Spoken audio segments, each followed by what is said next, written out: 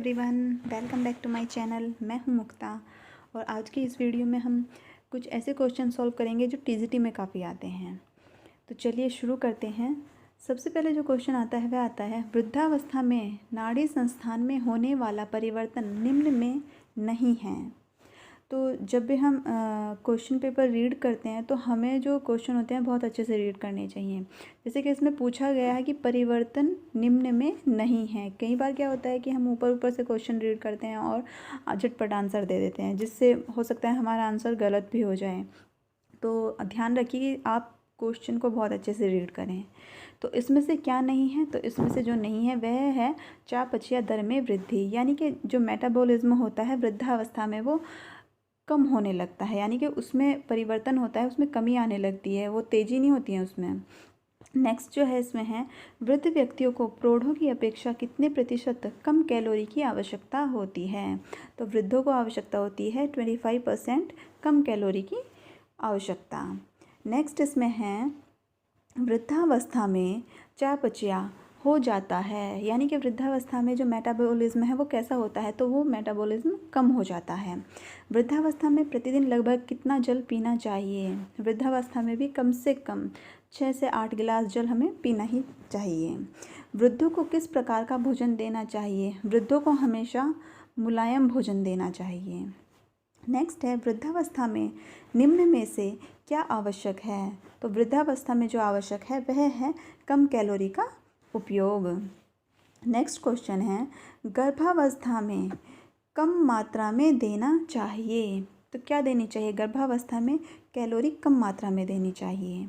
गर्भावस्था में किस तत्व में वृद्धि हो जाती है। तो गर्भावस्था में जो सबसे अधिक वृद्धि हो जाती है शरीर में वह हो जाती है एसिड की। नेक्स्ट क्वेश्चन है, गर्भावस्था में भार बढ़ जाता है। गर्भावस्था में जब प्रेगनेंसी होती है तो लेडी के गुर्दों का जो भार होता है वो बढ़ जाता है। गर्भावस्था के 8वें माह में किसमें वृद्धि हो जाती है। 8वें माह में रक्तचाप में वृद्धि हो जाती है। धात्री अवस्था में कितनी अतिरिक्त कैलोरी की आवश्यकता होती है। तो धात्री अवस्था में 700 कैलोरी की अतिरिक्त कैलोरी की आवश्यकता होती है। धात्री अवस्था में प्रतिदिन कितने कैल्शियम की आवश्यकता होती है। धात्री अवस्था में 1 ग्राम कैल्शियम की आवश्यकता होती है। इसको आप 1000 मिलीग्राम भी बोल सकते हैं। ठीक है। नेक्स्ट आता है इसमें, धात्री अवस्था में प्रतिदिन कितने लोहे की आवश्यकता होती है। तो धात्री अवस्था में प्रतिदिन 30 मिलीग्राम लोहे की आवश्यकता होती है। नेक्स्ट क्वेश्चन है, धात्री अवस्था में कितने प्रतिशत विटामिन ए की आवश्यकता होती है। धात्री अवस्था में कम से कम 1150 की विटामिन की आवश्यकता होती है।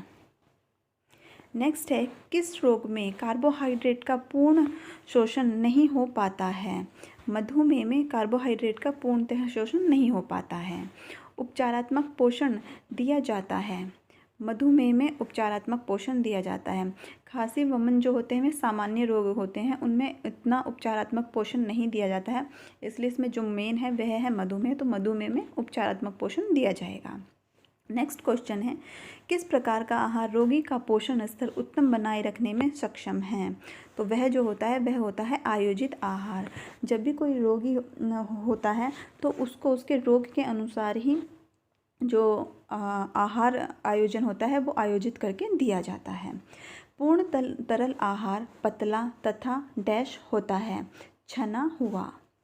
नेक्स्ट है, लंबी रोग की अवधि के बाद आहार दिया जाता है। सामान्य आहार उसके बाद दिया जा सकता है। सामान्य आहार दिया जा सकता है पाचन तंत्र संबंधी बीमारी न होने पर। जब हमारा पाचन तंत्र अच्छा होगा तभी हम सामान्य आहार किसी व्यक्ति को दे सकते हैं। अगर पाचन तंत्र से संबंधित कोई भी बीमारी है तो हमें आहार जो देना होगा वह रोग के अनुसार देना होगा, जो भी हमें बीमारी होगी। निम्न में सामान्य आहार में क्या समावेशित होता है। ठोस तथा तरल पदार्थ समावेशित होते हैं। निम्न में अर्ध तरल आहार है, तो इनमें ये सभी अर्ध तरल आहार के अंतर्गत आते हैं।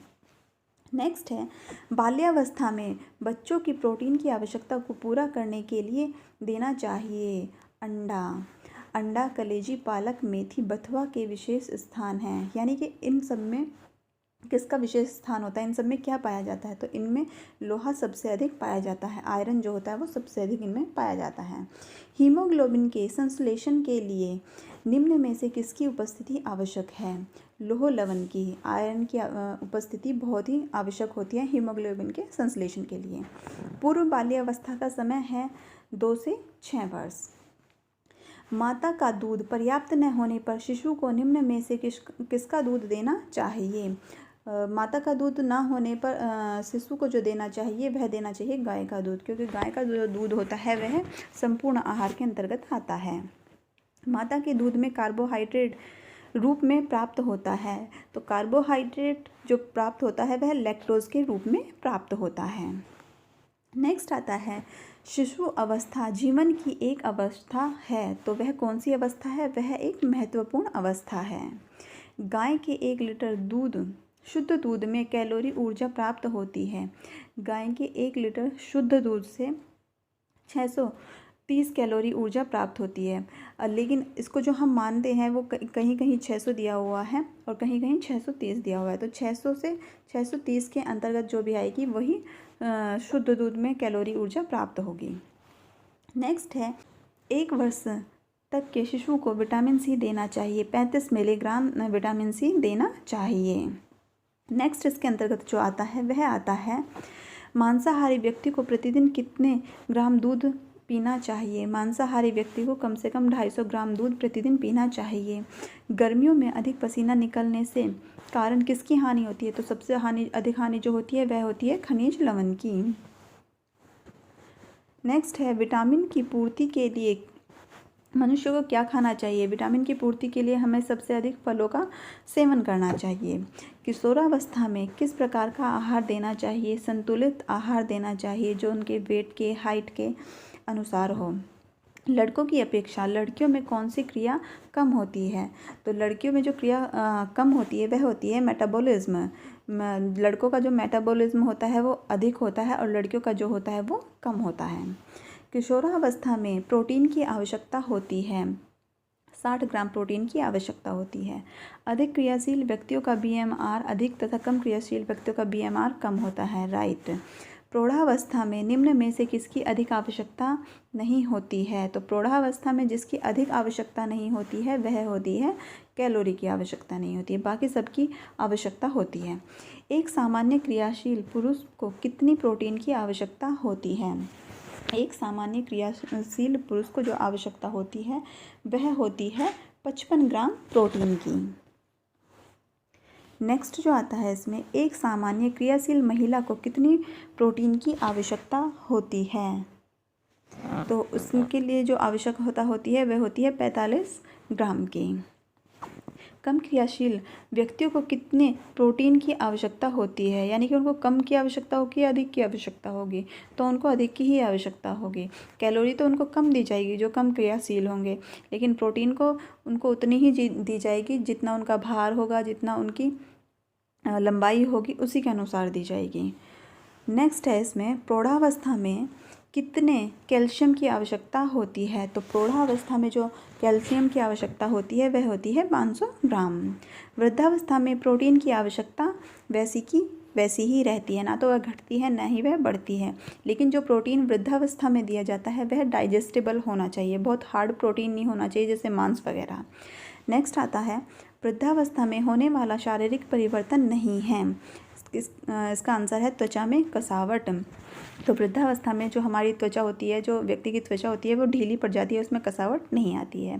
तो इस तरह से हमारे कुछ क्वेश्चन हैं जो टीजीटी में काफ़ी इम्पोर्टेंट है। जैसे कि इनमें से कुछ क्वेश्चन हैं जो प्रोटीन से रिलेटेड हैं वो काफ़ी आते हैं। सामान्य व्यक्तियों को कितनी प्रोटीन की आवश्यकता होती है, किसी क्रियाशील महिला को कितनी प्रोटीन की आवश्यकता होती है, प्रौढ़ावस्था में कितनी आवश्यकता होती है। तो इनको आप काफ़ी अच्छे से करके जाइएगा जब टीजीटी का एग्ज़ाम करने जाते हो। अगर आपको वीडियो अच्छा लगा हो तो प्लीज़ मेरे चैनल को सब्सक्राइब कीजिए। वीडियो देखने के लिए थैंक यू सो मच।